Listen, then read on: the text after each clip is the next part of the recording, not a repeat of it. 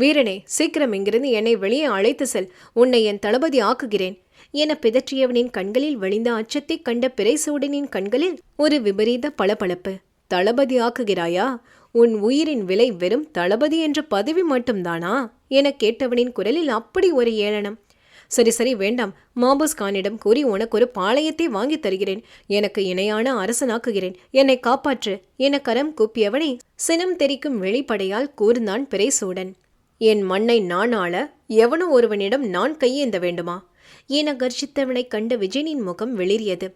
திக்கி முக்கி, யார் நீ என கேட்டவன் தட்டு தடுமாறி அருகில் இருந்த மேஜை மீது வைத்த தன் வாளை எடுத்தான். அவன் தடுமாற்றத்தை உள்ளுக்குள் அணு அணுவாக ரசித்த நாயகன், என்னையா யார் என்று கேட்கிறாய் என உரைத்து தன் உடைவாளை உருவிக்கொண்டு விஜயனை நோக்கி நடந்தான். கார்மேகம் கணுத்திருக்க, உன் வெண்ணிலவும் வாடியிருக்க, பக்கத்தில் நான் இருக்க பாதியிலே விட்டு போனீரோ? ஆலமரம் போல வந்து நெஞ்சு நிமிர நின்றவனே, பட்ட மரமாய் கண் முன்னே பட்டு போய் சாய்ந்தீரோ?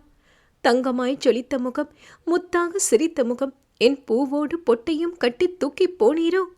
போர் தொடுத்து நின்றவளை சிறையெடுத்து போனவனே, என் தாலியோடு மஞ்சளையும் கொத்தாக பறித்து போனீரோ?